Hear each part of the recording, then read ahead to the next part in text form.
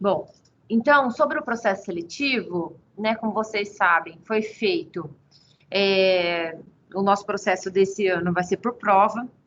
Isso trouxe uma infinidade, né, de dificuldades aí para nós em relação ao alcance, né? Então, principalmente nesse momento, né, de profundas desigualdades socioeconômicas, foi uma inscrição paga. Então, para os cursos integrados, a inscrição era de R$60. Para os cursos concomitantes e subsequentes, a inscrição era R$30. E isso, obviamente, trouxe aí um grande impacto no nosso processo. Mas aí a gente falou sobre isso, inclusive pediu a ajuda de vocês para compartilhar as informações, e eu trago hoje os números, né, do que a gente alcançou. Na primeira coluna aqui, vocês vão perceber que são os números de inscritos. E na segunda coluna, número de inscrições pagas, né? Então, ainda tem um processo aí de pagamento, né? Que ele é um pouquinho posterior até a efetividade do término, né? Então, o processo foi prorrogado. Ontem foi o último dia, então era dia 14 o último dia, foi para o dia 24 o último dia, e aí a gente tem esse desenho. Então, só destacar que, né, a partir dessa divulgação, a gente tem a comissão, Fábio, Tavani e o Gabriel, né? O Gabriel ficou à frente mais da perspectiva da comunicação, e a Tavani e o Fábio, todo o processo burocrático, que inclusive ainda nem terminou, né? A prova será dia 19 e esses são os nossos números. Só para destacar, né, um comparativo, no geral, as inscrições foram muito baixas mesmo, muito baixas mesmo.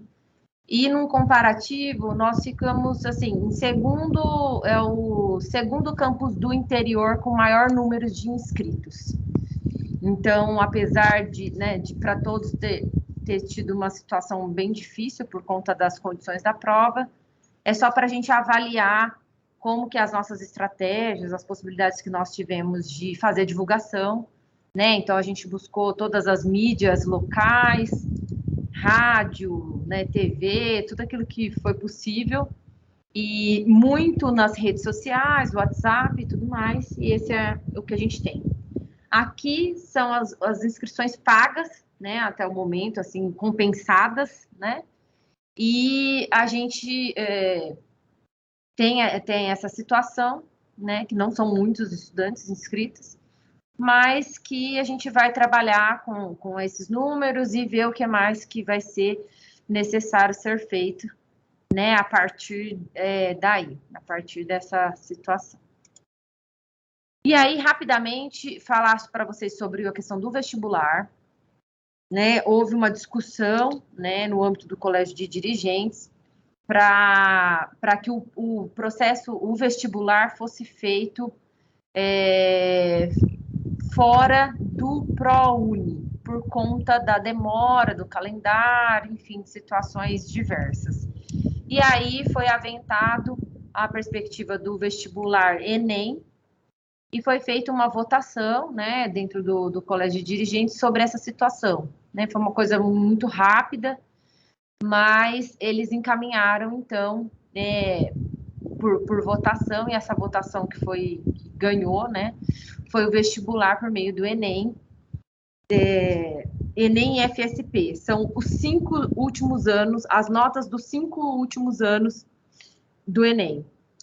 E aí, pessoal, assim, o que acontece? O nosso calendário, a gente inicia as nossas atividades em março.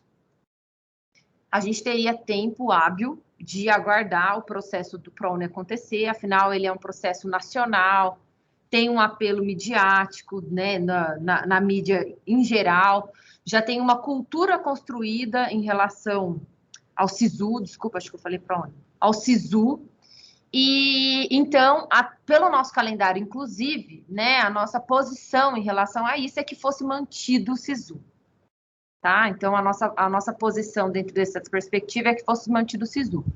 Porém, né, muitos campos estão numa situação que começa um ano letivo em fevereiro, né, estão vislumbrando que não daria tempo, afinal, tem acontecido situações, INEP, né, a questão do Enem, enfim, vislumbraram que não haveria tempo hábil e fizeram essa votação. O Enem FSP para todos, né? Ganhou. Então, as condições que nós temos previstas no momento é essa. A publicação de um edital para o vestibular no dia 6 de dezembro e as inscrições do 6 de dezembro ao 6 de fevereiro. Então, essas informações, né, foi o que foi trazido no processo seletivo, mas eu também abro, né, aqui o espaço tanto para quem acompanhou, né, a comissão, né, para quem acompanhou o processo seletivo, que está acompanhando ainda, e para quem está acompanhando também, que vai acompanhar o processo do vestibular, tá bom? Deixa eu ver aqui. Fábio, pode falar. À vontade. Oi, estão me ouvindo? Sim. Então. Não sei, talvez essa pergunta seja mais direcionada para o José, né? Isso está fechado, que poderá submeter a nota do Enem dos últimos 5 anos, ou é uma sugestão? Não, está fechado, Fábio. Tá. Fechado. Aí o aluno ele é obrigado a escolher uma edição. Vamos supor que ele escolheu, ele prestou os últimos 5 anos, tá? Ele pode mesclar as notas, pegar as melhores notas, ou ele tem que escolher uma edição de algum ano? Isso eu já não sei dizer.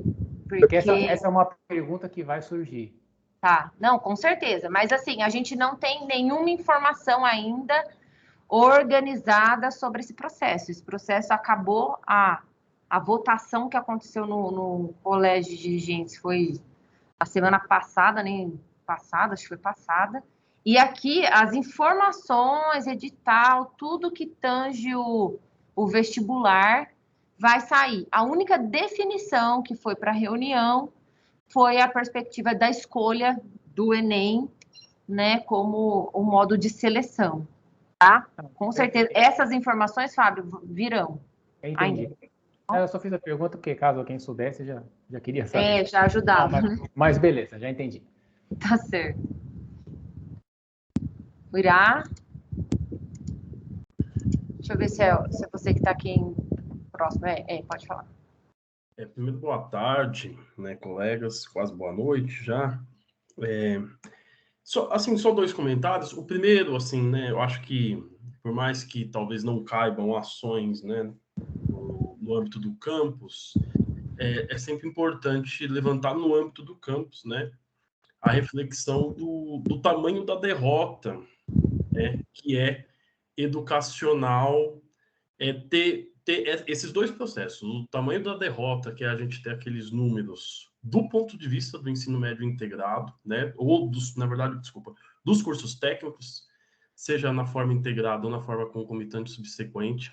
É uma derrota enorme, né? Eu bati o olho ali, a gente viu, por exemplo, né, cursos que têm hoje, a não ser que muitas inscrições se efetivem do ponto de vista de pagamento, mas cursos que não têm 40. Quer dizer, não conseguiu se completar, né? Esse é um retrocesso enorme. No âmbito do Enem, assim, existem vários retrocessos e aí eu tenho basicamente 2 perguntas, né? A previsão de publicação do edital é dia 6/12. Não existe reunião do Conselho Superior antes da publicação do edital, mas existe reunião do Colégio de Dirigentes. E aí eu queria saber se existe algum tipo de possibilidade de diálogo. Seja, primeiro, para tirar uma dúvida, né, que é a dúvida se os nossos estudantes poderão participar. Porque são 5 edições do Enem e se a gente pegar estudantes do 3º ano, por exemplo, do ensino médio, que contam, inclusive, né, com o Instituto Federal como uma possibilidade viável do ponto de vista financeiro, várias pessoas prestaram o Enem nos anos passados na modalidade treineiro. E essa é uma dúvida muito grande, né? Quer dizer, uma pessoa que está hoje no 3º ano, que nos anos passados prestou na modalidade, né, de treineiro, que o Enem tem isso, vai poder usar essas notas, né? a amplitude de elegibilidade, né, se for para usar esse termo. Talvez, eu acho que assim, as informações não existam, mas seria extremamente interessante, né? Eu não sei como faz, se o campus pode levar essas perguntas para o espaço do colégio de dirigentes, já que foi tomado, né, arbitrariamente pela reitoria, como um espaço efetivo de decisão, né? Eu digo arbitrariamente porque isso não está no regimento do Instituto Federal, né? No regimento do Instituto Federal, quem toma esse tipo de decisão não é o colégio de dirigentes, né? Então, mas enfim, já que foi feito, isso daí, essa seria uma dúvida aí para trazer, né? Como que a gente poderia colocar estudantes atuais do IFE nesse processo e não que eles ficassem ali, né, nas vagas que sobrassem. Então é só isso. Sobre a reunião do Colégio de Dirigentes, isso é para todos. A nossa reunião geral, ela sempre foi pensada, né? A gente não é à toa que a gente faz a reunião geral nessa época do mês, que é para que a gente dialogue antes no grupo e eu possa encaminhar questões ao Colégio de Dirigentes, né? Que é o espaço onde eu represento vocês. Então, até hoje, dia 25, o Colégio de Dirigentes recebe pautas, tá? Então, essa é uma pauta que pode ser inserida, indicada por mim no Colégio de Dirigentes. Então, eu posso fazer, sim, essa indicação. Se você quiser, inclusive, né, todos os colegas que tiverem dúvidas, se quiserem fazer um compilado das dúvidas, das informações, eu posso questionar todas essas informações e, obviamente, o processo, né? O processo pelo qual foi feita a escolha. Então, aguardo, né, as informações que mais, se alguém mais tiver, e coloco isso como pauta. E isso, gente, serve para todas as questões, por isso que eu falei. Todos vocês que queiram que o Colégio de Dirigente tenha determinadas pautas que sejam importantes, olha, vamos discutir isso, aquilo, vai entrar. Tem algumas, inclusive, né? A Ana veio conversar comigo sobre as 30 horas. Isso é algo que já vai ser dialogado a partir da reunião que antecede o Colégio de Dirigentes, então está lá para ser discutida. Enfim, então fiquem tranquilos, toda vez que queiram, que acham que um assunto tem que ir lá para a pauta, vocês podem fazer essa indicação. Então, ainda hoje eu faço a indicação de pauta da questão do vestibular, tá? E aí, eu acho que as informações, não adianta a gente explorar isso agora, porque são pouquíssimas informações que se tem sobre. Inclusive, eles colocam lá nas informações a edição de 2021.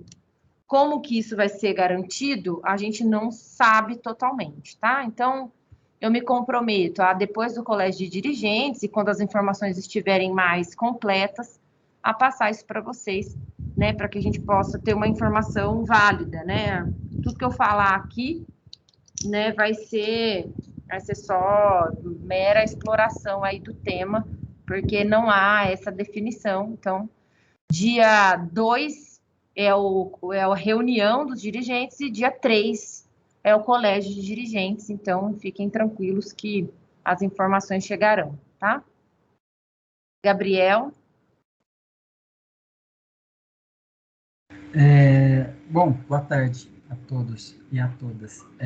Uira, essa questão do edital, da edição 2021, nessa reunião, na última reunião do Colégio de Dirigentes, que foi aprovado isso, eles pediram para que as inscrições fossem até fevereiro para seguir o calendário do Enem, para que a edição 2021 pudesse ser contemplada, né, oficialmente. Quanto a treneiro, aí eu já não sei, né, teria que ver essa amplitude mesmo.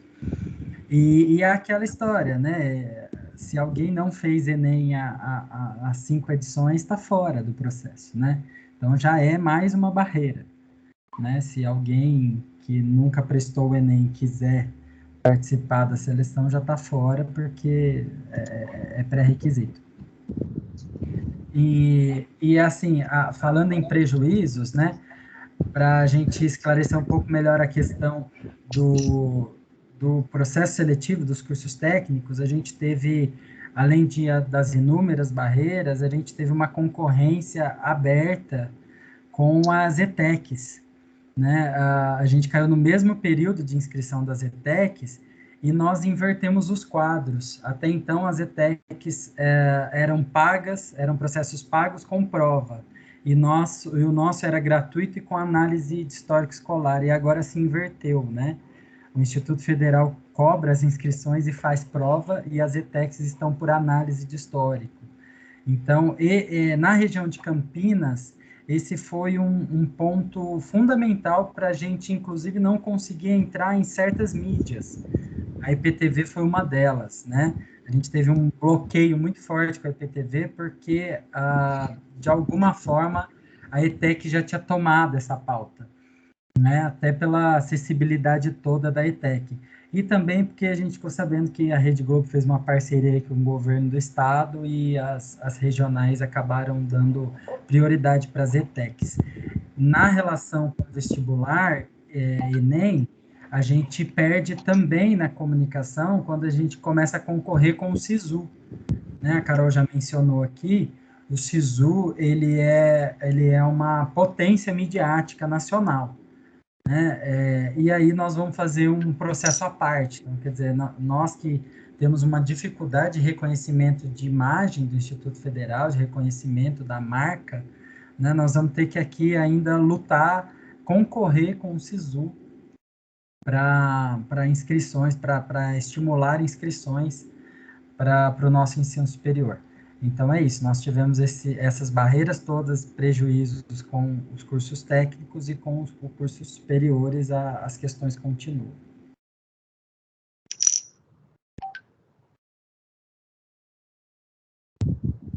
Ju?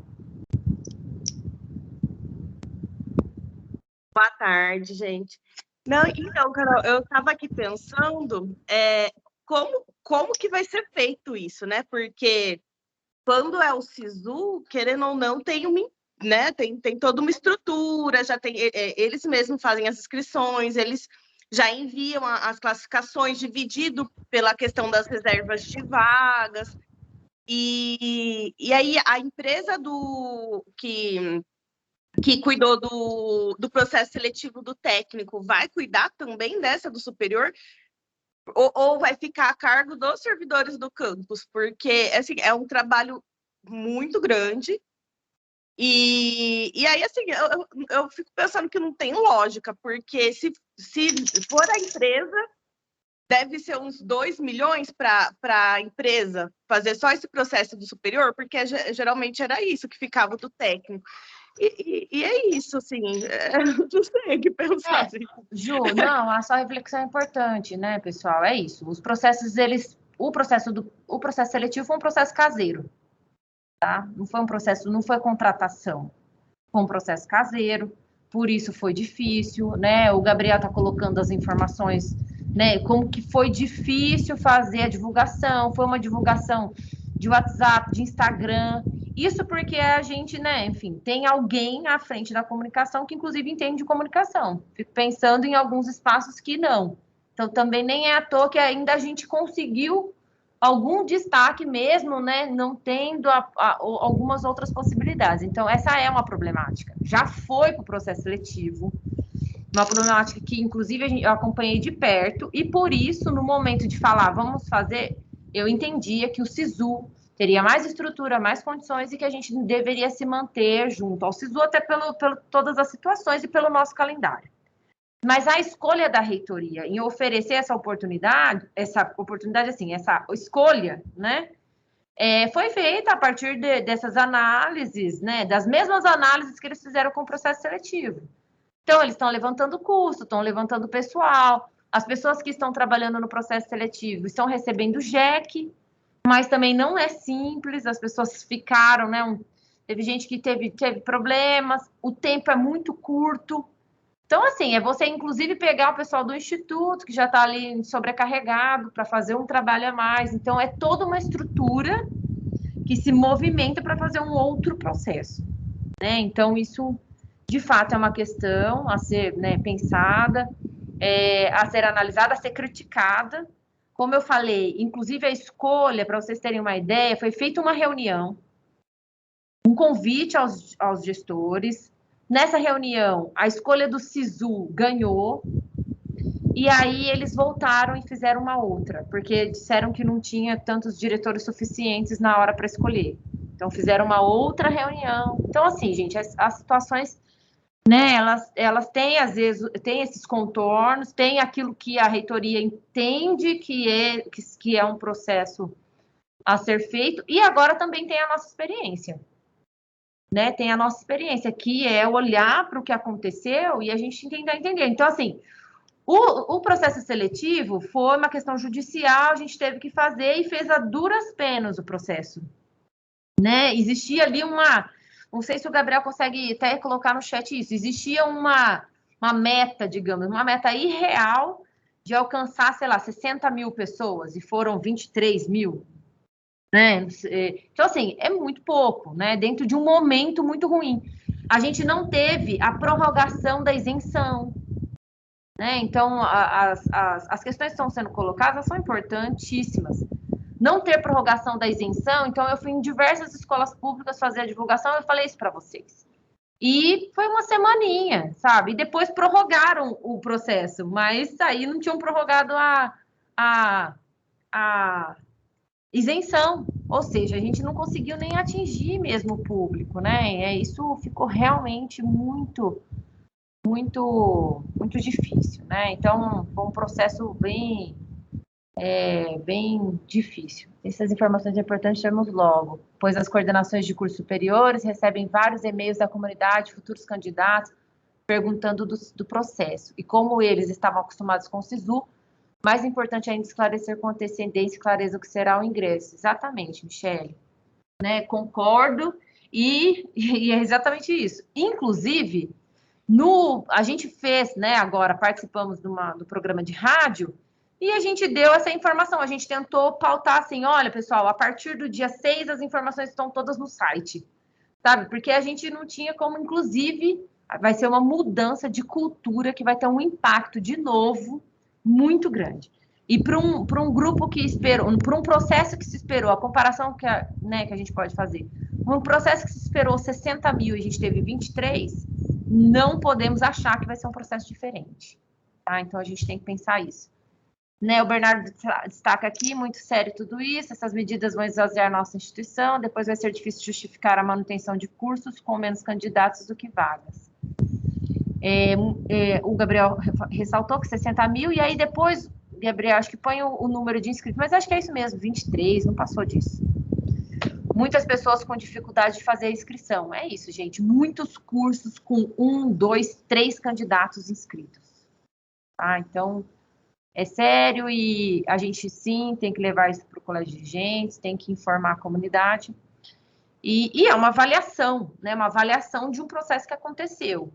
Que pode não ter sido uma escolha fazer esse, mas agora do ProUni, o do SISU foi uma escolha. Tá? Então, acho que o Fábio está com a mão erguida, acho que é porque deve ter ficado com a mão erguida, Fábio, é isso? Ou mais é uma questão? Okay. O Irá?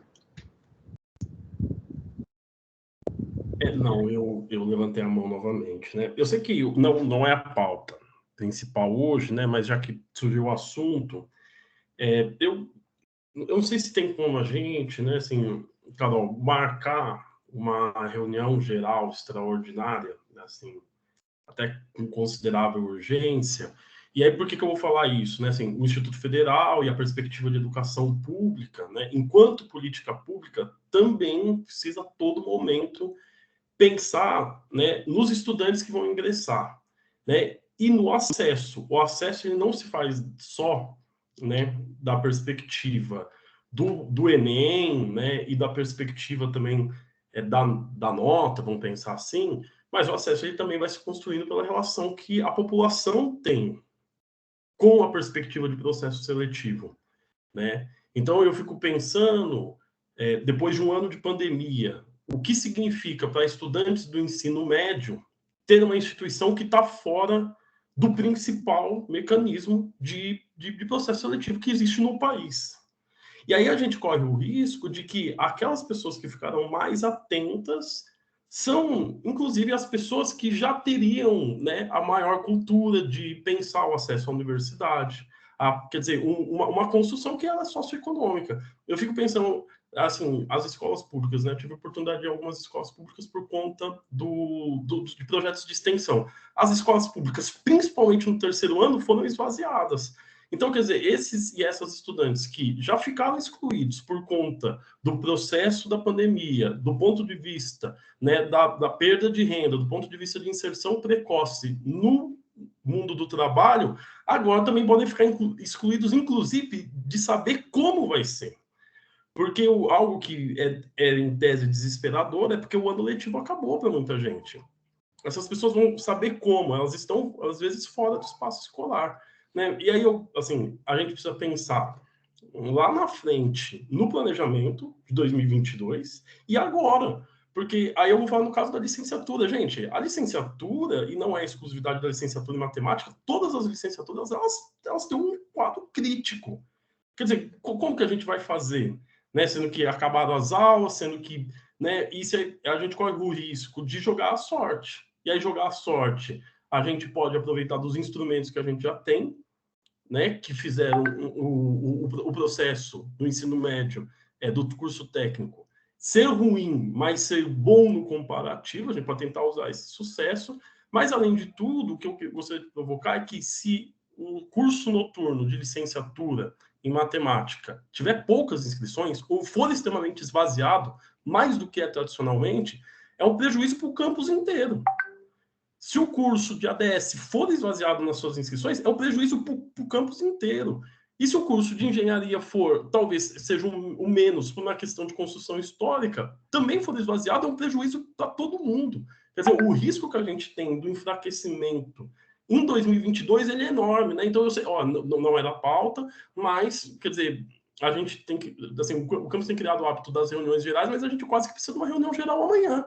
Assim, né, para pensar, calma aí, assim, a gente vai começar 2022 pós-pandemia com 100%, né, de uma mudança total no quadro de estudantes que vão ingressar, né? E isso é muito sério, isso quer dizer, a gente não tá bom, beleza, não dá para convencer a reitoria a pensar outras alternativas, mas, né, como que coletivamente a gente aproveita o potencial coletivo que o campus tem para pensar isso desde o início, né? Assim, a gente vai lamentar depois, mas será que a gente não pode pensar coletivamente, fazer mais coisas? Então, eu peço desculpas aí pela fala, mas eu deixo esse pedido, né? Isso aqui foge da pauta.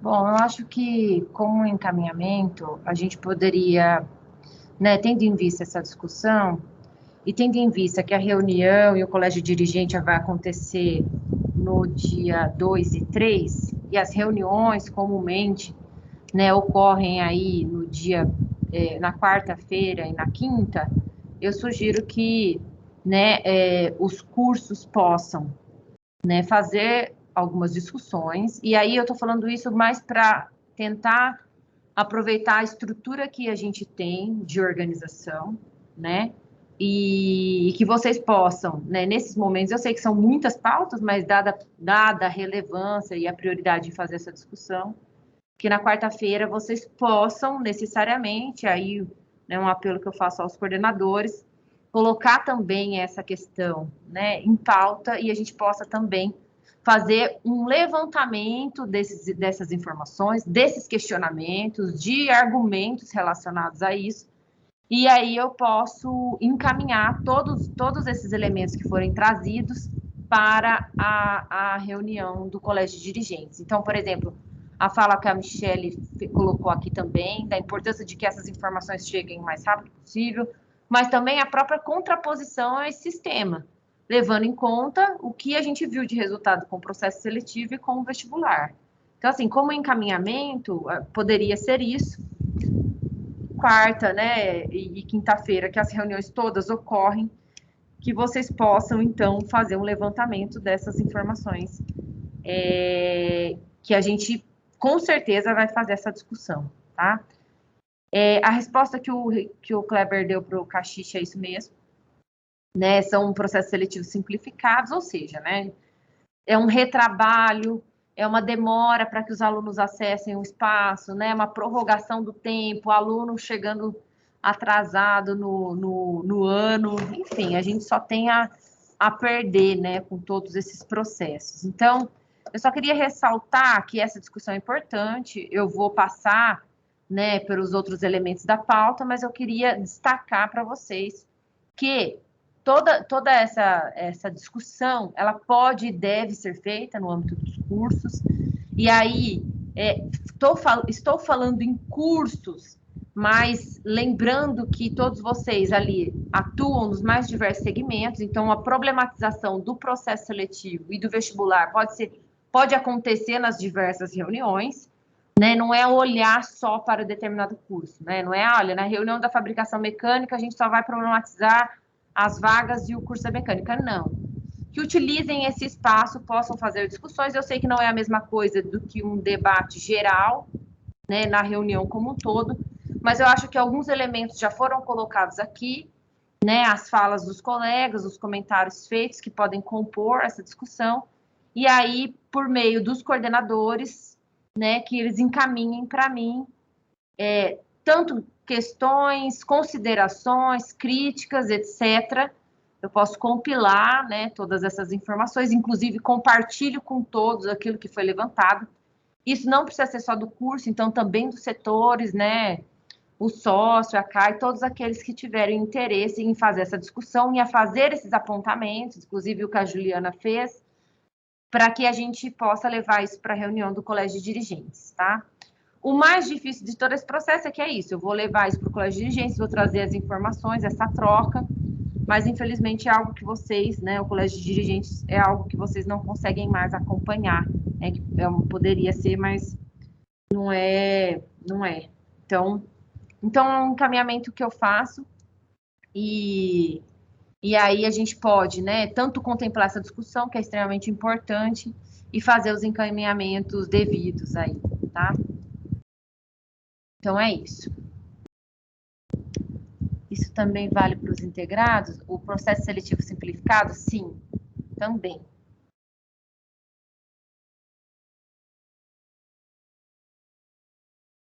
Pessoal, então, sobre eu vou só rapidamente falar aqui os números da jornada acadêmica. Na verdade, é só, né, agradecer muito a comissão, né, que construiu a jornada acadêmica, o desafio de fazer 3 eventos ao mesmo tempo, de forma remota. Agradecer bastante toda a comissão, e o Guilherme, que presidiu a comissão e encaminhou todos esses processos.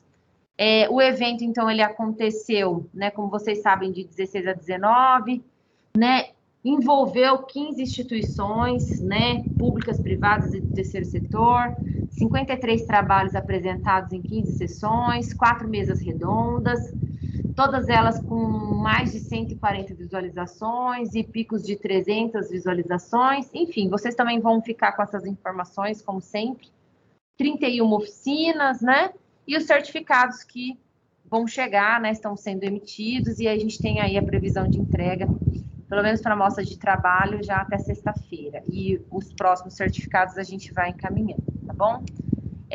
Então, para quem, né, peço para que continuem compartilhando as informações, vocês viram nas nossas redes sociais, o Gabriel fez ali uma chamada repetida para que, trazendo as pessoas para assistirem, foram discussões extremamente relevantes feitas naquele momento e que podem, né, ser utilizadas em outros momentos, tá? Então, acho que é uma questão bem bacana também, de ressaltar. Então, e agradecer todos os envolvidos que analisaram, né, trabalhos, que mediaram mesas, que acompanharam, que motivaram os estudantes a participar.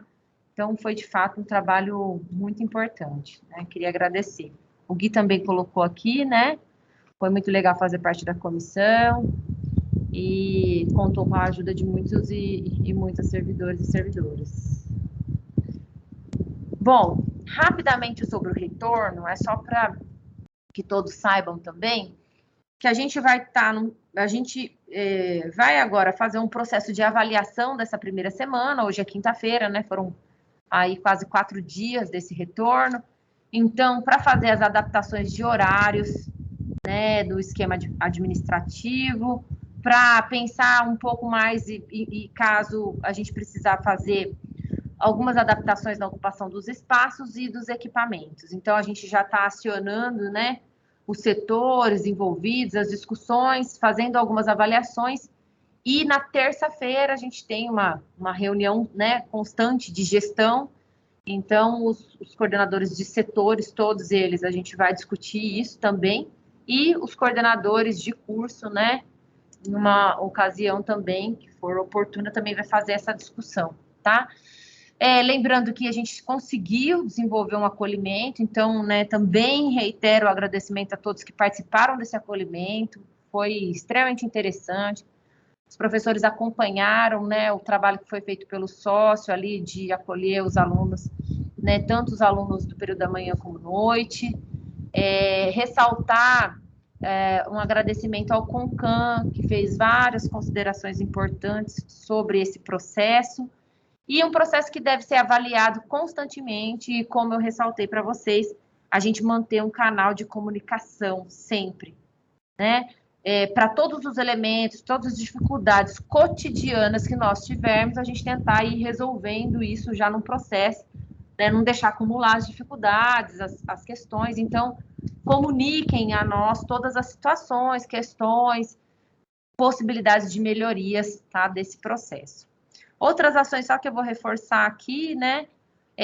O Walter, né, técnico de laboratório, fez uma ação bem importante para nós de fazer um levantamento aqui no âmbito do campus todo do plantio de mudas que nós podemos fazer. Então, a gente entrou em contato com a Secretaria de Meio Ambiente e protocolamos um ofício para aquisição das mudas, mas ele já fez todo um estudo de quais mudas, quais espaços, o que precisa para que o campus fique mais agradável, né, sustentável, né, e que respeite aí o meio ambiente, também traga sombra, enfim, né. Então, quero fazer um enorme agradecimento ao Walter por isso e ao José que está encaminhando também isso. E para quem não sabe, o Israel também está ali organizando uma horta perto do refeitório. Então, tá bem legal a horta lá, ele tem feito essa atividade e quem quiser contribuir, quiser ajudar, quiser ir lá ver e também, né, acompanhar para que não tenha nenhum tipo de intervenção ali para estragar, mas tá bem legal, tá num canto ali, né, fez um canteiro. Então, só para avisar, para quem não sabe, agora que vocês estão visitando o campus também, vindo ao campus, né, não visitando, vindo ao campus com mais frequência, dá para vocês também acessarem isso. Bom, só lembrando que o ciclo de diálogo sobre o orçamento, ele teve outros momentos. Tudo isso está no site, então deixei o link aqui. Então, esse ciclo de diálogo, ele aconteceu, a gente teve a presença do pró-reitor de administração e vocês vão conseguir aí acessar as informações, tá? Das outras reuniões. Então, matriz CONIF, entre outras informações, foram aí detalhadas. Inclusive, uma palestra bem bacana do Fernando Oliana, que é da Universidade Tecnológica do Paraná, né, que foi muito, muito bacana também, tá? Bom, aí a gente tem aqui um exercício que a gente já fez também, né? O Israel tinha feito essa apresentação. São os elementos também de orçamento, né? Que o Davis já vinha trabalhando, né, com todos, junto também à gestão anterior. Então, são as informações, para que a gente faça uma prestação de contas, né? Já estamos aí no final de novembro, acho importante a comunidade saber, então, de todas essas informações, que estarão no slide, então vocês vão ter acesso, se tiverem dúvida também, tá? Então, a gente tem aqui essa planilha que tem o valor previsto de gasto, então, aquilo que foi acertado entre as áreas, que foi levantado como custo fixo, todas essas informações nessa coluna. Aqui na coluna de empenho, né? que foram os valores empenhados. Então, a gente passou por um período de pandemia, as necessidades mudaram, a força de trabalho, né, ficou comprometida com excesso, né, de trabalho na maioria, né, das situações. Então, diversas situações foram acontecendo. Então, vocês podem acompanhar aqui a questão dos valores empenhados. Aqui nessa coluna são os valores escritos em restos a pagar. São os valores que de 2021 vieram para de 2020 vieram para 2021 e eles se somam ao orçamento porque, como vocês sabem, Israel já explicou, janeiro, fevereiro, né, são os momentos que a gente não tem orçamento e aí a gente usa os restos a pagar para contratos continuados, tá? E aqui o valor total, né, de 2021. Então, esse valor total, ele soma os restos a pagar. E aí tem, então, as despesas totais. Lembrando que nós ainda temos novembro, né, para acertar as últimas contas, e dezembro, e janeiro e fevereiro, que é os restos a pagar, que a gente sempre deixa para que sejam pagos os contratos continuados de janeiro e de fevereiro, tá? Então, lembrar, né, que já é uma cultura do Campus Hortolândia, né, de fazer uma ótima execução do orçamento. Então, nós não tivemos problemas, assim, situações de, olha, não executou, não fez, não, a gente não teve. Então, né, e aqui ressaltar o trabalho, né, dos servidores administrativos que estão todos envolvidos, né, desde a ADA como um todo, mas, né, a Coordenadoria de Licitações e Contratos, que hoje, inclusive, só está com a Judete nesse momento, mas é a Pâmela e a Judete, né, de Finanças, passa também pela conformidade de gestão, que hoje quem está fazendo é a Carol. Então, todo mundo sabe que depende de toda essa estrutura administrativa para que o orçamento seja executado. E também depende muito das coordenações e dos demais servidores que fazem os projetos e que, por isso, há uma cobrança, né, muito grande dos prazos da sua organização para que a gente execute todo o nosso orçamento, que foi o que aconteceu, tá? Aqui também coloquei as despesas, né, previstas dentro dessa planilha grande que o Israel tem lá montada, que ele acompanha todo o processo, mas só para ficar um pouco mais didático.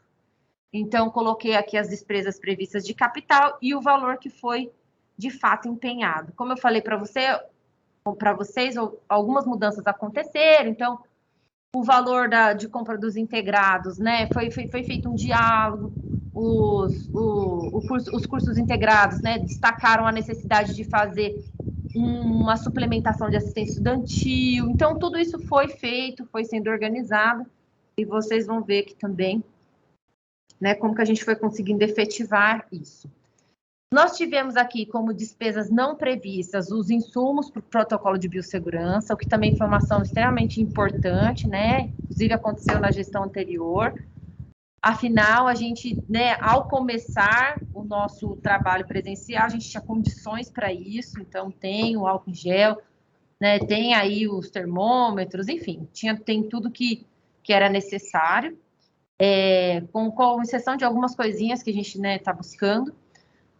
A gente fez agora, no final do ano, né, a pedido da Coordenadoria Sociopedagógica, a suplementação da assistência estudantil, então a gente achou que, principalmente nesse momento, era totalmente necessário fazer essa suplementação. Então, o que foi pedido em relação à suplementação, a gente fez, né? E aí a gente conseguiu contemplar, né, e os estudantes que era necessário. Aqui, só para vocês entenderem, o almoxarifado virtual é um contrato que é previsto esse valor, né, que é o mínimo do contrato, mas ele vai sendo executado, e ele pode ser executado ao longo de 30 meses. Por enquanto, a gente só fez esse valor de empenho, tá? Então, só para vocês entenderem isso. Aqui, eu estou sempre identificando, né, como o Israel colocou aqui, mas eu coloquei grande, até para quem não está acostumado com a perspectiva do orçamento saber, o custeio, capital, então tem todas essas informações. Dentro dos insumos, os termômetros, eles são capital, né, porque é permanente, então está dividido por conta disso, tá? Bom, em relação à despesa extra-orçamentária, a gente conseguiu, né, buscar aí uma saída para uma demanda dos estudantes, uma demanda antiga, né, que é por um espaço de vivência. Afinal, por diversas situações e problemas que nós tivemos anteriormente, a gente teve que retirar os jogos, né, dos estudantes ali do pátio.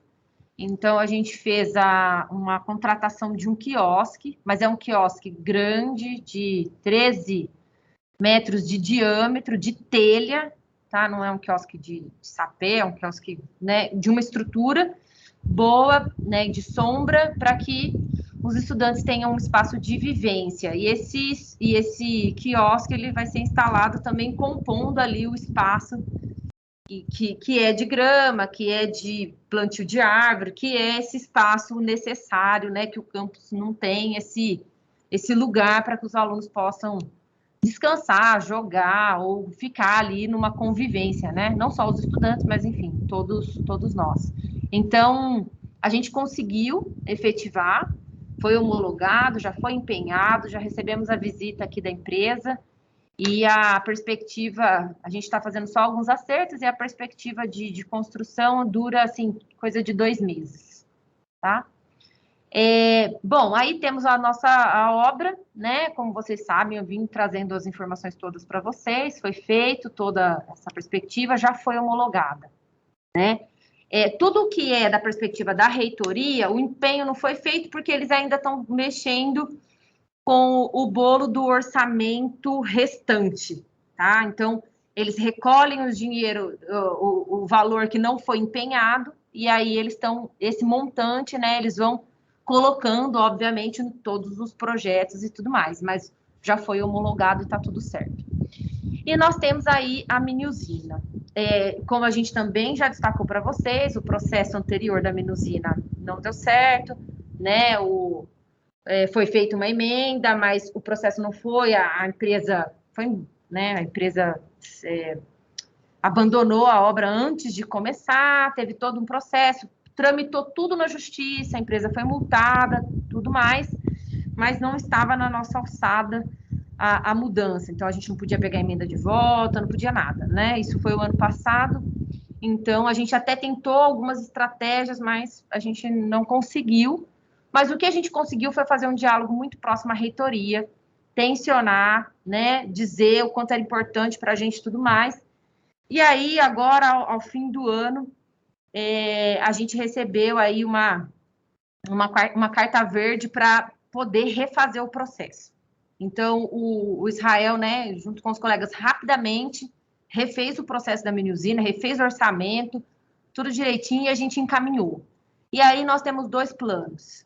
O plano A, que foi um envio pela reitoria mesmo, a reitoria encaminhou um ofício à CETEC-MEC, para tentar custear, para que eles custeassem essa mini usina, já que existem alguns processos ali dentro do MEC de investir nessa questão da energia limpa, né, de processo de sustentabilidade, e no final do ano a gente sabe que a execução, em alguns momentos, ela é muito baixa, então sobra orçamento, e o nosso projeto está lá, esperando, se caso qualquer valor sobrar, vai acontecer via MEC, já está tudo protocolado. E aí, dialogando com a Pró-Reitoria de Administração, a gente também tem uma outra saída. Eu vou falar do plano B, mas o plano B eu vou falar aqui, mostrando para vocês essa informação, né? Como vocês sabem, além do nosso orçamento, a gente sempre busca a perspectiva das emendas.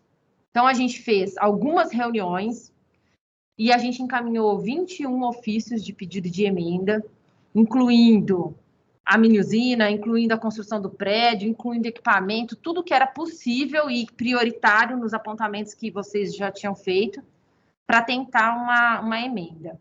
E das discussões que a gente fez, a gente conseguiu aí o apontamento, já saiu até um extrato disso, de uma emenda de 200 mil do Zaratini e uma emenda de 100 mil do Padilha. E aí, o que vai acontecer, né? Eu conversei com o Zé Roberto, e aí, o que ele trouxe para a gente, que é uma opção que a gente estava tensionando, né? Eu, Israel, a Kenny, a gente tem dialogado bastante, que era, se a gente conseguisse uma emenda, que a reitoria suplementasse e a gente necessariamente fizesse a mini-usina. Então, se a mini-usina não sair pelo MEC, a gente vai usar esse valor que a gente conseguiu de emenda e a reitoria vai suplementar. Então, já tem o retorno da reitoria que eles farão isso, né, como opção. Então, é um valor de 970 mil. A gente vai, pelo menos, né, aportar aí 300 mil, a gente combinou entre 300 e 350 mil, e a reitoria vai pagar o restante. Então, a perspectiva é que a gente tenha a mini-usina, independente se for no plano A ou no plano B. Se for no plano A, melhor, porque a gente tem o dinheiro da emenda para investir em outras coisas, né? Mas, se não for, mas a gente pelo menos conseguiu aí garantir que a gente tivesse. Aqui, são as informações que eu achei importante, né? A gente sempre discute e traz para vocês as informações sobre isso aqui, apoio administrativo e manutenção predial. É sempre esse valor, né? E aí é importante dizer que esse valor, ele tem a ver com um contrato de manutenção. Tem uma pessoa que vocês conhecem, é o Bruno, que fica aqui no campus, né? Que é esse representante da empresa que trabalha aqui no campus e faz todas as manutenções e todas as questões possíveis aqui de organização e manutenção do prédio. Mas nesse contrato também são feitas outras melhorias. E aí eu quis trazer para vocês entenderem.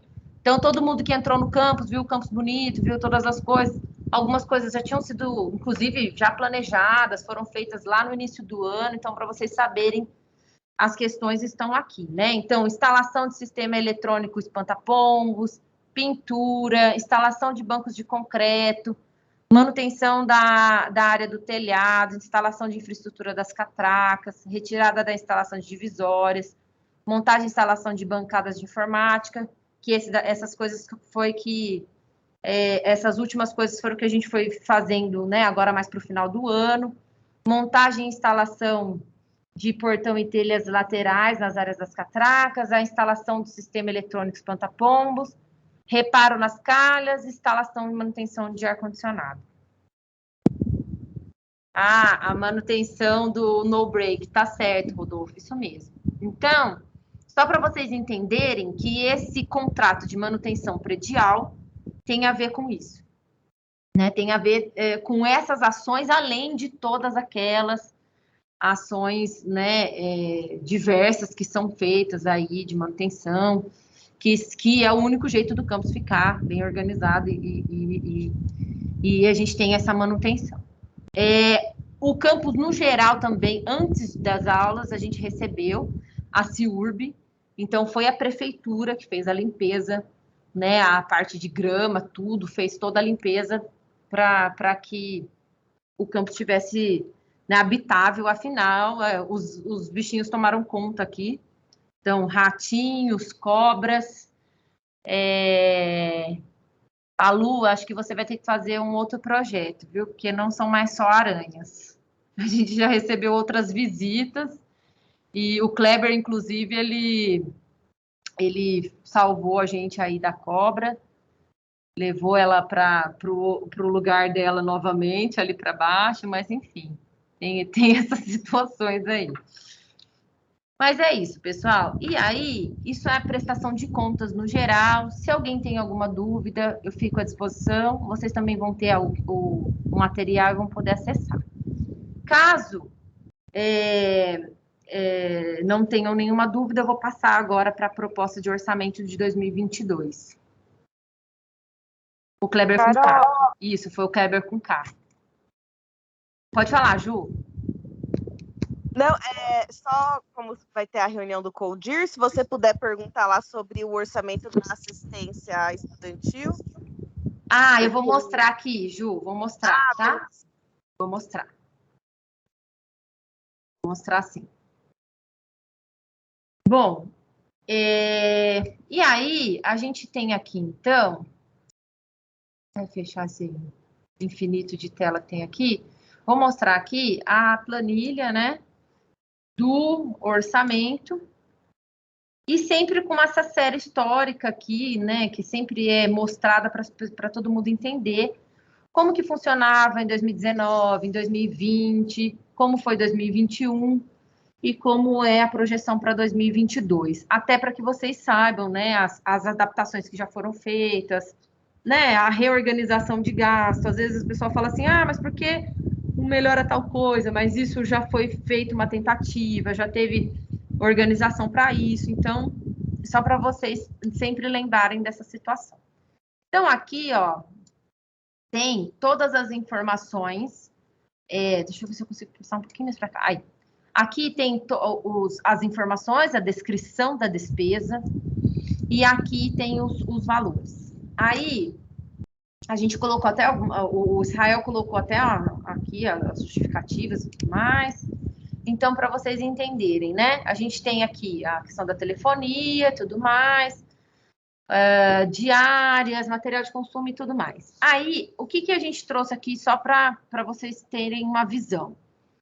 Como sempre, a questão fixada, né, dos gastos aqui, né, o que sempre foi destacado, né, a questão dos gastos que são necessários, já são pensados, e aqui, essas linhas que estão mais claras, são aquele recurso que é dialogado com o campus para que seja dividido, para que seja executado da melhor maneira possível, tá? Então, algumas coisas que eu vou chamar a atenção de vocês, né? Então, aqui tem as projeções, né, que são feitas aqui. Então, limpeza, vigilância, né, material, portaria e tudo mais. Aqui, energia elétrica, que inclusive já é feito com uma atualização, no caso das porcentagens de atualização e tudo mais. E a gente tem aqui as bolsas. As bolsas, a gente só colocou esse valor de referência só, mas ainda está sem o aumento, né, o reajuste em relação ao ano anterior, que é sempre a perspectiva de fazer o reajuste. Até porque a gente vai discutir qual que é o reajuste que a gente pode fazer. Então, a gente vai discutir sobre esse reajuste também para colocar aqui.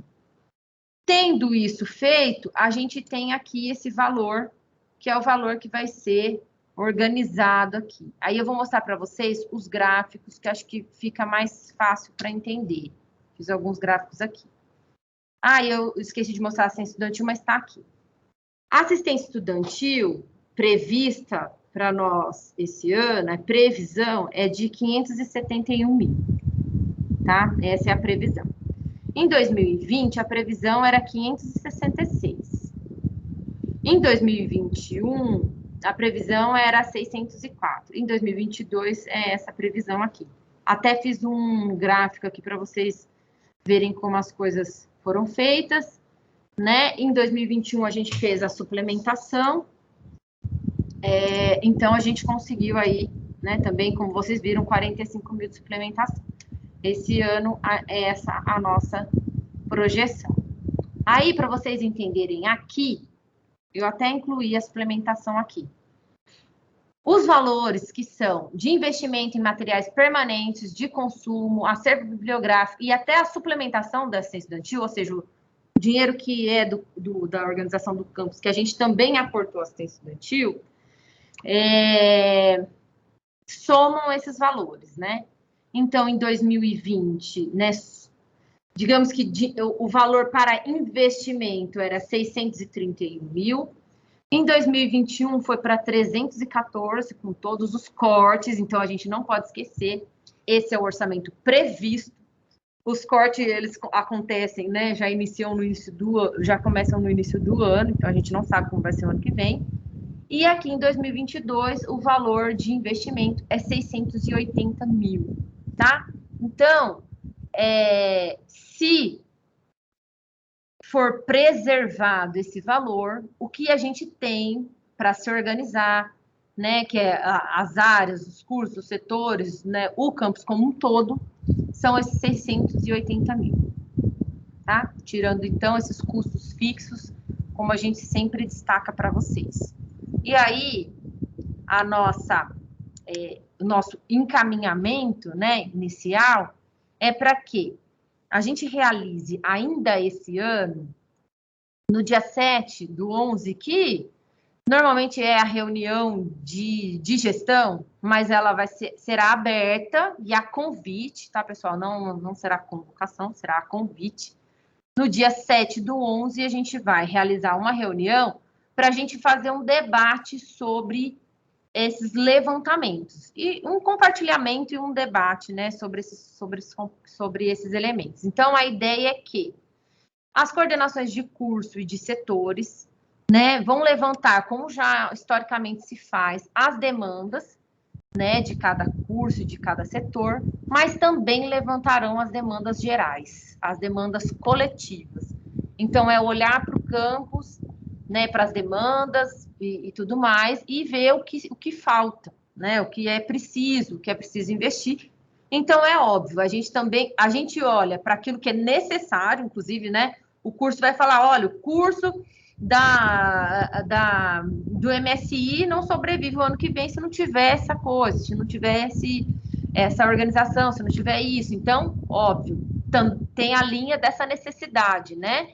Mas também tem a linha de o que é necessário, né, para esse coletivo, para o coletivo do campus, para os estudantes, para essa organização. Então, é um momento de levantamento de demandas, tá? Para que a gente possa iniciar um debate e pensar em termos de prioridade. Mas, inicialmente, é um levantamento de demandas. E, necessariamente, que sejam trazidas esse olhar coletivo também para aquilo que a gente precisa fazer.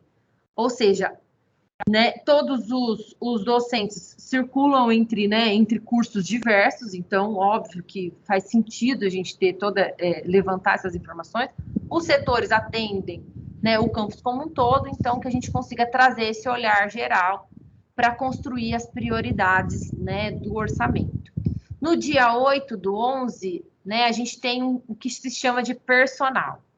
Existe uma comissão no âmbito da reitoria, que é composta pelos dirigentes e por representantes ali do Consup, que fazem um personal, e eu não sei nem se nesse momento exatamente quem são as pessoas que estarão, mas existe um personal que o Campus Hortolândia pega, aquela planilhona, leva, né, para a reitoria e mostra para a reitoria quais são a organização do orçamento no que tange as questões fixas. Então, eles precisam olhar e ver, nossa, o Campus Hortolândia consegue sobreviver com o orçamento que tem? Consegue pagar conta de luz? Consegue fazer todos os custos? Beleza, então esse é o personal que se entrega, né, esses elementos. Então, também, pessoal, olhem para toda essa apresentação, para as planilhas, se tiverem dúvidas, se tiverem sugestões, questões diversas, podem nos encaminhar. E a gente vai ter esse marco aí do personal no dia 8. Mas que no dia 7, faço um apelo aqui para que vocês todos possam efetivamente participar, né, dessa reunião, em que nós compartilharemos aí as informações sobre essas demandas específicas e gerais. Ah, Carol, mas se a gente não conseguir levantar todas as demandas até dia 7, tudo bem. É uma primeira conversa, né? A gente acha, né? Isso é uma coisa que o Israel colocou e que eu também acho extremamente importante, que a gente ainda deve falar do orçamento ainda esse ano, né? Não deixar, vamos só discutir isso no ano que vem. Não. Vamos ter um momento, pelo menos, de ampliar esse diálogo sobre isso, tá? Sobre a exposição, né, essas informações, tem alguma dúvida, pessoal? Deixa eu olhar aqui.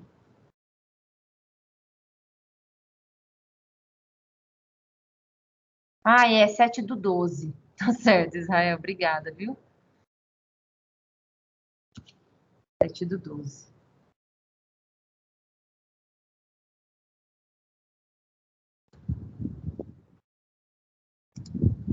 Aqui. Tem alguma dúvida? Bom, se não tiverem dúvidas, eu sugiro que agora a gente possa também fazer considerações e trazer, se vocês entenderem também, algum elemento sobre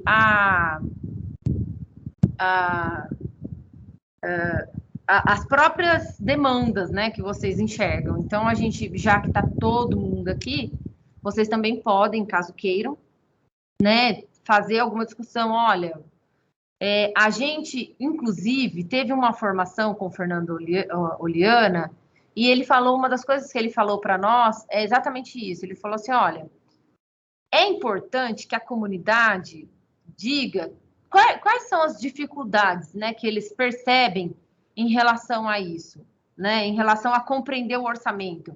Ou, no momento de opinar sobre isso, não se sentem confortáveis, tem coisas a serem colocadas, existem outras maneiras melhores desse processo acontecer. Como que a gente vislumbra que essas discussões também sejam feitas a partir do ano que vem, né? Essas divisões, essa organização. Então, assim, existem outros elementos que a gente precisa trazer para esse debate. Então, eu abro para que vocês possam, né, também fazer essas colocações. E o Israel, se tiver alguma correção também para fazer, ou algum outro elemento também para indicar, Israel, fica à vontade.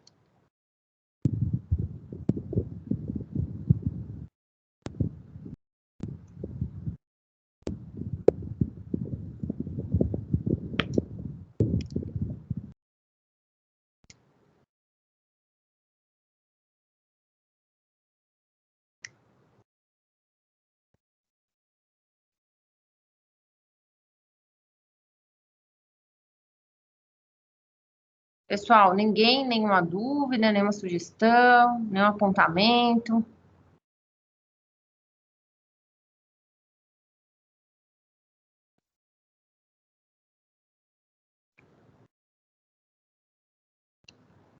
Não, o Fábio está com a mão levantada, acho que ele esqueceu a mão levantada.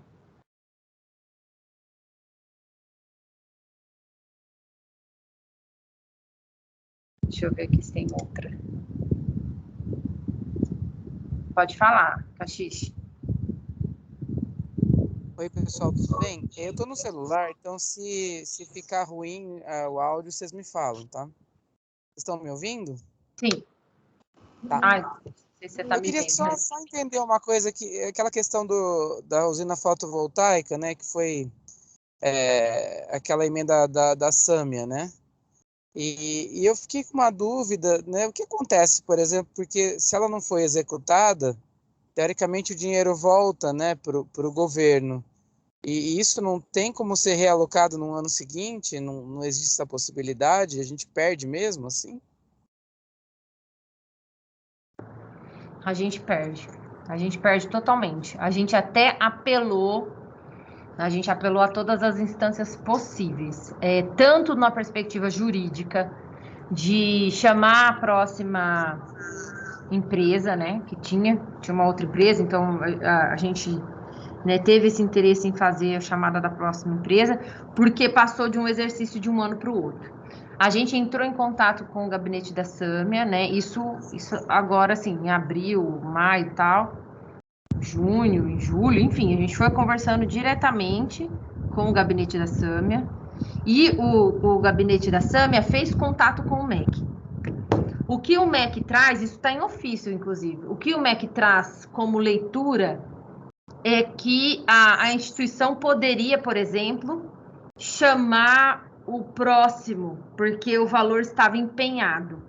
Mas, juridicamente, o procurador-geral do Instituto Federal fez um parecer de que não poderia, né? E esse valor do MEC a ser devolvido, essa coisa e tal, não existe, não existe esse mecanismo. O que existe é o nosso novo pedido para que a CETEC, para que o MEC arcasse, né, com essa mini usina, porque ela é um projeto importante, porque a gente passou por esse processo de tentar e não conseguir e tudo mais. Mas por meios jurídicos, inclusive quem quiser ter acesso ao processo, né, o procurador fez todo o relato do motivo pelo qual a gente não poderia utilizar o empenho, tá? Então, foi longo, viu, Ricardo, o processo, até o cancelamento do empenho. Eu sei, mas o problema é o seguinte, né? Com essa variação do dólar que a gente está tendo, né? Às vezes a pessoa, por exemplo, entra numa concorrência aí, né, da abertura da licitação, e numa dessas ela passa um valor de instalação e tudo mais, mas às vezes o valor das coisas varia, né? Tudo conforme o dólar, né? Que é assim que está a nossa economia hoje. Ela está totalmente dolarizada, né? Então, às vezes a pessoa passa um valor e quando ela vai executar não compensa mais, né? Se continuar tendo essa variação, isso vai acontecer muito. Então, assim, Não, basicamente... mas a gente sugeriu, Ricardo, isso é muito importante que você colocou. Vários processos aconteceram isso, tá? Vários processos, mas até com essa empresa, a gente buscou a empresa e a reitoria tinha se comprometido a suplementar, a fazer dar um valor a mais, né? Fazer todo o processo, né? Para que a empresa tivesse um valor a mais, e isso a reitoria faria para que a empresa fizesse. Então, a gente prorrogou muito, tentando fazer todos os trâmites possíveis diretamente com essa empresa. Mas a empresa em si, ela deixou, assim, muitas instituições na mão. Foram milhões, né, de prejuízo dessa empresa. Então, o Campus Hortolândia foi mas outras instituições, inclusive essa empresa, ela foi saqueada. Entraram lá, bateram nas pessoas, porque foi uma coisa muito grande. Então, a gente não tinha... essa também foi uma via que foi, enfim, inviável. Entendi. Não, era só essa a dúvida mesmo. Mas é uma questão, até outras obras estão tendo aditamentos constantes por conta das mudanças de valores. Sim. Tá bom, obrigado, Carol. Por nada. Gabriel? Eu queria deixar uma sugestão, na verdade é uma dúvida seguida de uma sugestão, porque eu, com contato com o campus, para mim é muito recente, né? E com o orçamento, nesse sentido, também é bem recente. E eu indo atrás de reunião com deputados e pensando em emendas, e vendo as nossas reuniões, quer dizer, desde o começo do ano até agora, é uma primeira reunião, são primeiras reuniões gerais que a gente tem sobre orçamento. Eu sinto falta, de repente, de reuniões setorizadas sobre orçamento. Então, setores administrativos, falando de suas demandas, como funciona, trocando essas informações entre setor, porque a mobilidade entre TAs, ela é grande. Hoje você está num setor, amanhã você está em outro, e é legal você entender isso de maneira geral, né? E mesmo de cursos, quando eu vejo as pautas das reuniões de curso, eu também não vejo o orçamento ali, né? É muito difícil. Ou que já deva ter escapado, assim, mas eu não costumo ver. Dessas necessidades setoriais mesmo. E outra coisa é essa dependência de emendas que a gente vai continuar tendo ad eterno, mas que a gente possa pensar em outras formas de captação, né? Eu presenciei no Campo São Paulo laboratórios inteiros sendo construídos por edital de empresa privada, não é? Que eles conseguiram participar e ganharam o edital, né? Ou de terceiro setor, ou até de investimento de outros países. Você consegue para trazer o dinheiro para o campus, dependendo daquilo que vai ser, né, daquilo que vai ser pesquisado, investido, não no sentido, claro, de privatizar as nossas pesquisas, não é nesse intuito, mas da gente abrir mais os olhos e discutir um pouco mais sobre outras formas de captação de recursos. Eu também penso nos culturais, né? O quanto que a Petrobras não abre de edital, quantos dos nossos projetos de extensão não poderiam ser contemplados por editais de fomento à cultura, né? Então, nesse sentido, então é uma dúvida se isso pode ocorrer e como pode ocorrer, e se sim pode ocorrer, é uma sugestão também.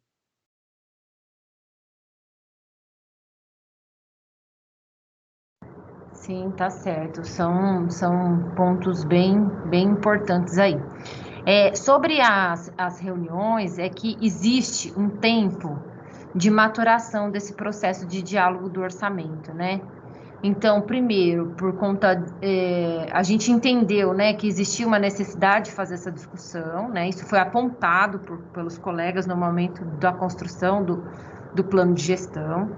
Então, fazer esse diálogo sobre o orçamento participativo, fazer esse diálogo sobre a composição do orçamento sempre foi uma demanda. Essas ações aconteciam já, mas a gente também tem um grupo dinâmico, um grupo que muda, questões que vão se modificando, e também tem a perspectiva da reunião geral por convocação, que você garante que a informação chegue necessariamente a todas as pessoas. E, como a gente colocou aqui como encaminhamento, essa perspectiva de agora fazer essas reuniões, ela é um início nesse sentido, e não pode ser, obviamente, a única. Então, a gente vai ter agora o que você falou de setorização dessas discussões, iniciais, muito iniciais. Então, eu sei que até dia 7 é pouco tempo, então é um início de discussão. E os formatos dessas reuniões, elas vão sendo variadas ao longo do ano, né? E aí eu acho legal, acho uma boa sugestão, né? Não só ser, né, ou por setores e cursos, ou reuniões gerais, mas que talvez algumas discussões possam agregar aí mais setores. Então, enfim, né? Isso acontece, mas a gente pode ressaltar a necessidade, né? Ou seja, a CAI fazer um diálogo junto à CSP, né? Sei lá, junto à extensão, para que haja essa organização, né? Então, acho que ressaltar que isso é algo importante. Tanto essa conexão de discussão sobre o orçamento a partir dos setores, mas ele tem um momento, existe um cronograma, inclusive uma demanda muito grande, porque depois que a gente faz esse processo de discussão de orçamento, que iniciou aí no início dos diálogos e tá vindo nessa sequência, a gente também tem a execução do orçamento. E isso também é algo que é um trabalho homérico, que são os projetos, né? Fazer a organização de toda a documentação necessária para que todas aquelas coisas sejam adquiridas. Né? Isso a gente tem no primeiro semestre, tem no segundo semestre, a Gildete lembrou aqui do PAC-PGC. Então, assim, tem que fazer as indicações, né, dos materiais a serem comprados. Então, isso realmente é todo um processo. O que talvez a gente poderia deixar marcado, e aí acho que o Gabriel tem ajudado a gente pensar isso, que é a perspectiva do anuário, mas também que pode ser uma perspectiva de calendário e tudo mais, é que a gente evidencie esse processo e garanta que essas discussões ocorram. Então, por enquanto, a gente fez o ciclo, a próxima etapa é dia 7, a gente fazer essa primeira discussão, mas para essa discussão do dia 7 chegar, para as coordenações dos setores chegarem a nós, eles vão ter que dialogar, né, nos seus mais diversos espaços, né, e trazer essas informações. Não vai acabar por aí, a gente vai ter que continuar, dar continuidade a essas discussões. Então, acertos nessa metodologia são importantes, né, de serem feitos. Sobre as emendas, realmente, né, gente, é muito difícil, porque é um jogo político que não é simples. Então, assim, fazer o diálogo com os deputados, né, tentar explicar para eles a importância de determinadas ações. Eu falei isso, eu comentei isso com algumas pessoas que eu tive a oportunidade de conversar. Então, por exemplo, quando a gente leva a biblioteca como prioridade para alguns deputados, eles desconversam. Não, a gente aqui pensa só tal questão. Então, a gente tem que ficar vendo qual que é a linha que o deputado segue de discussão, se é o meio ambiente, se é a educação e tal. Como vocês sabem, a gente fez um projeto e submeteu ao edital da Tabata, a gente nem foi protelando a resposta, protelando, de repente, não, teve uma emenda, mas a gente não sabe exatamente, assim, para quais lugares foram, veio uma emenda para o Instituto, a gente não sabe para quais lugares foram, não sai o motivo pelo qual cada projeto, como ele foi avaliado, ou seja, é um edital, mas não é um edital de uma agência que diz, né, que tem ali algumas informações, um feedback, esse não tem. Então, é isso, tá? Sobre essas questões, acho que um retorno seria esse, mas é bem legal essa ideia. E eu acho que mais formalizar e garantir que essa discussão aconteça, né, Gabriel? Entre setores, entre cursos, ao longo do processo, mas a gente também tem um tempo em que isso pode ser feito. Primeiro, a gente tem um tempo que tem a ver com estar com... A Ju hoje estava, né, me cobrando, perguntando, Qual que é o valor para assistência estudantil? Isso aí não chega, né, muito tempo antes. A gente tem ali as questões orçamentárias sendo desenhadas em determinadas épocas do ano. Então, aí, outras discussões podem ser feitas. Lembrando, pessoal, que recentemente eu mandei para vocês uma pasta, que é uma pasta compartilhada, inclusive com as necessidades diversas, não se esqueçam, eu posso até reenviar. Eu pedi para que os grupos de pesquisa colocassem ali suas demandas, né, de melhorias, que os setores colocassem. Então, tem lá o projeto da biblioteca, tem lá a questão dos laboratórios, tem lá as questões. Então, para quem ainda não enviou, acho que eu recebi de 2 grupos de pesquisa, se eu não me engano, já as questões. Recebi do NAPNE, né? Então, é isso. É uma construção e ela está acontecendo, né? A gente precisa fazer as adaptações necessárias. Sobre a questão da captação dos editais, eu vou passar a palavra, tanto o Guilherme está com a mão erguida, como o Hélio, né? Eles estão acompanhando isso. O Hélio, inclusive, está fazendo uma formação de captação de recursos. Então, eu vou passar para eles, e daí também a gente vai dialogando. Pode falar, o Guilherme primeiro, que ergueu a mão primeiro aí, Gui. Bom, boa tarde a todo mundo. Estou ouvindo um pouco de eco na minha voz. Tá. Então, sobre o edital da pesquisa, o que o Gabriel mencionou é interessante, muito interessante, pode ser estendido para a gente pensar as fundações de financiamento. A gente sabe que está tendo um ataque ao financiamento de ciência e tecnologia do ponto de vista do governo federal, mas existe a agência estadual, a FAPESP. Embora nós sejamos uma instituição federal, nós somos elegíveis para a FAPESP, porque estamos no estado de São Paulo.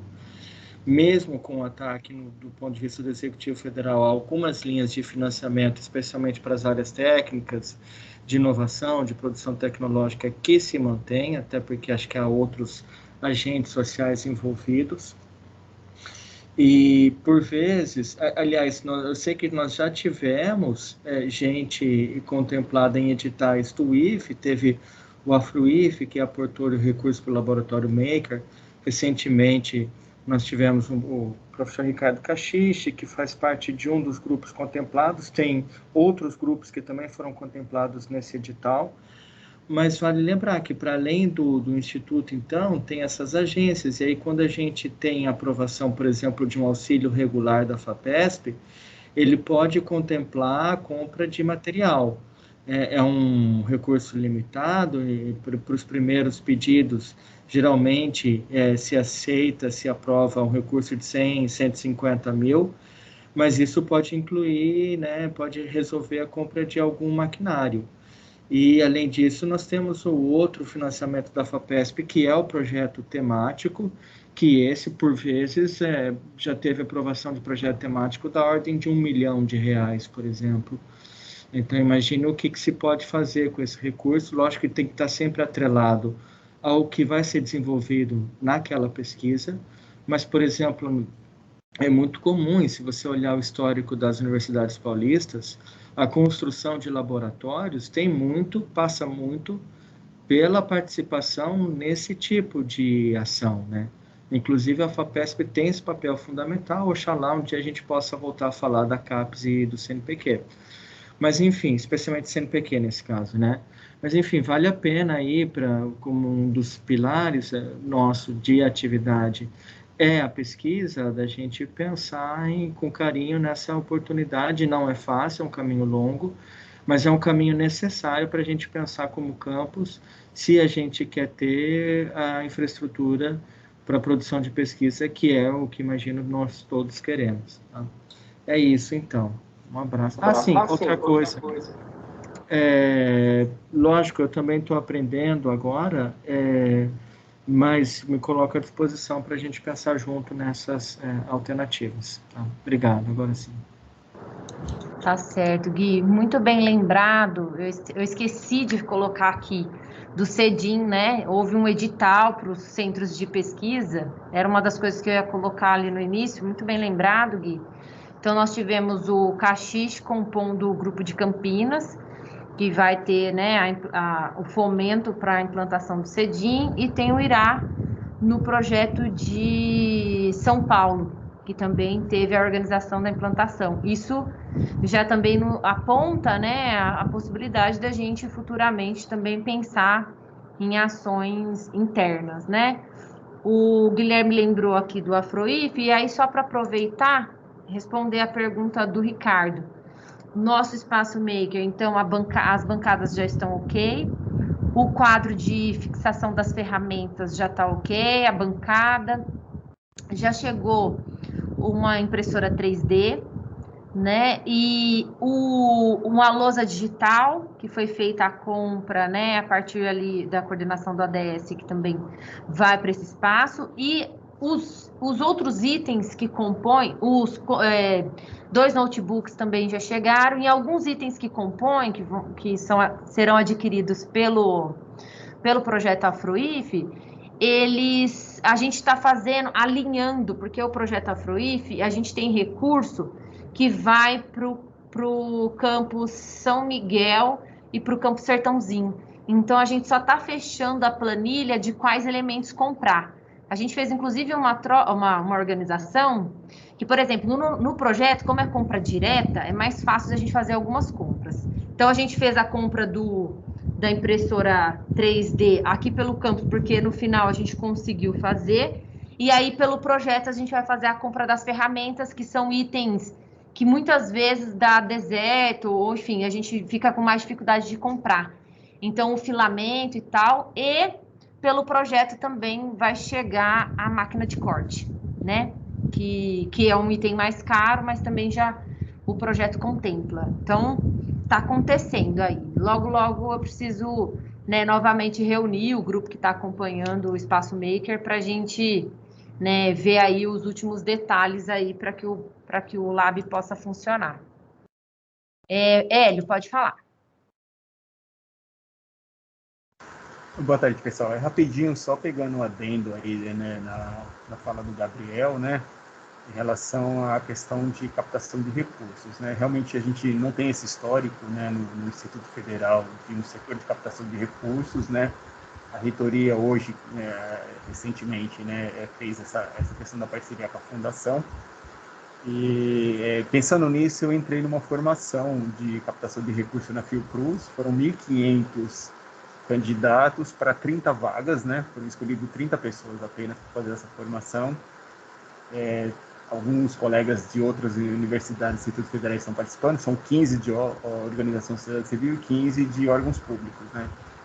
E é uma formação muito qualificada. E assim, qual que é a meta? A gente trazer essa formação internamente, né? Repassar esse conteúdo em forma de curso dentro do Instituto Federal inicialmente, e a partir daí a gente tenta reestruturar, né, seja pelos campos, uma rede de captação de recursos, ou esperar que a reitoria eventualmente crie alguma coisa, uma proposta aí, assim, direcionada com os campos nesse segmento.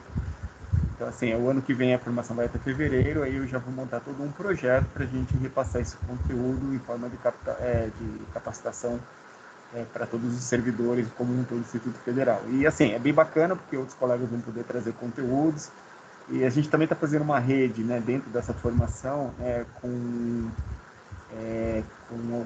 alguns segmentos, né, pessoas que trabalham em Brasília, pessoas que trabalham no Senado, pessoas que trabalham no Judiciário. É uma rede bem forte, com muito conhecimento, muita capacidade técnica, né?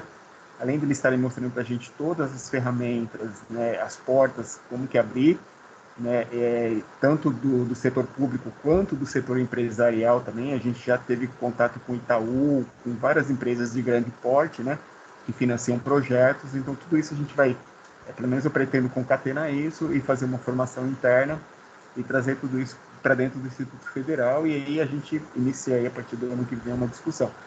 Eu acredito, pelo menos para nós aqui do campus, acredito que será bem interessante se a gente, pelo menos se não tiver um interesse institucional como um todo, né, de repente a gente possa criar internamente aí um setor de captação, né, ou alguma coisa similar para a gente poder bater nessas portas aí que estão disponíveis. Sim, e aí, Hélio, quero ressaltar mais uma questão aqui, né? Além do CEDIM, gente, isso é uma coisa que a gente tem que pensar, né? E pensar muito bem. As estruturas de fomento, né, externo, acho que são importantes, mas a gente também tem, às vezes, ações que o próprio Instituto Federal proporciona e que muitas vezes a gente não tem, né? Esse ano foi um ano atípico, mas existem editais que têm poucas inscrições.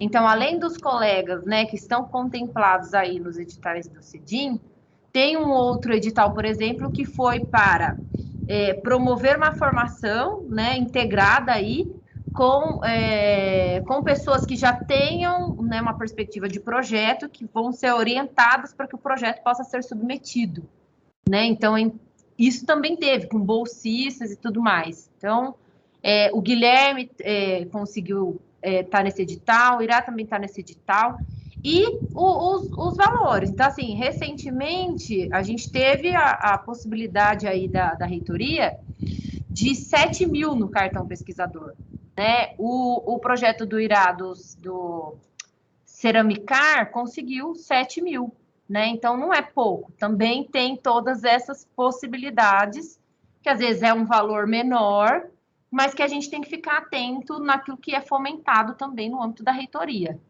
né? Então, né, em 2 projetos você ter 22 mil, isso também é considerado, né? Então, acho que a gente tem que pensar um pouco disso. O André colocou que é uma frustração esses editais IFSP, foi contemplado uma vez para o meu grupo de pesquisa e não veio R$1. Então, não sei, desses últimos, pelo menos, o valor veio e a gente gastou, pelo menos os 15 mil do Ceramina Ceramana, né? O valor que veio do projeto do Guilherme também, que foi de editais.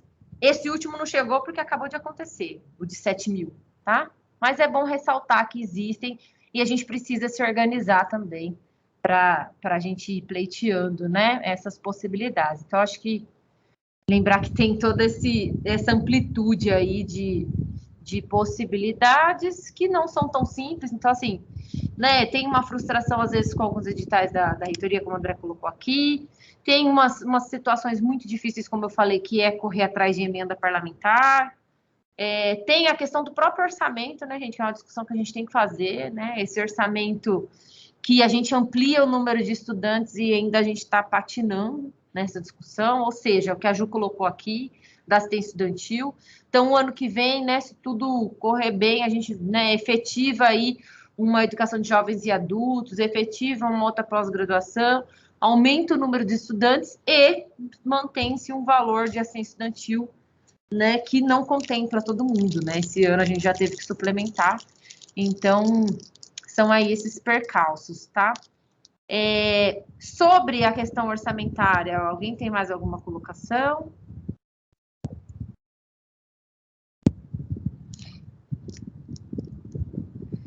Questão do espaço, né? O André está colocando. Então, acho que isso que ele está ressaltando é o que mobilizou esse levantamento do que os grupos de pesquisa precisam, né, de quais espaços, né, enfim, quem já tem um grupo de bolsistas, quem já conseguiu fomento, quem já tem algumas ações acontecendo, né, também tem o projeto da Lu, lembrei, tem o projeto da Lu, que também tem ali o fomento, enfim, são muitas ações, né, não consigo lembrar todo mundo de cabeça, mas é importante que vocês destaquem isso. A questão da necessidade dos espaços, a gente vai precisar fazer um debate interessante, afinal, a gente está aí com a efetiva, né, possibilidade de efetiva organização de um novo prédio, e isso vai nos possibilitar reorganizar alguns dos nossos espaços para propiciar ações, né, pesquisa, de ensino e de extensão.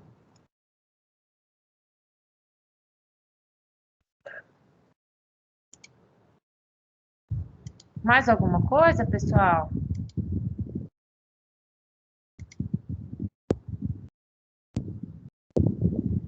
Bom, se ninguém mais tiver nenhuma colocação a fazer, eu agradeço imensamente todos e todas, lembrando que os materiais ficarão anexados, e como encaminhamento nós temos aí tanto a questão da pauta do vestibular, as discussões precisam ser feitas, eu aguardo, né, a partir dos coordenadores essas informações, como também os levantamentos todos possíveis a partir, para a gente fazer uma boa discussão sobre o nosso orçamento, né, que é algo extremamente importante.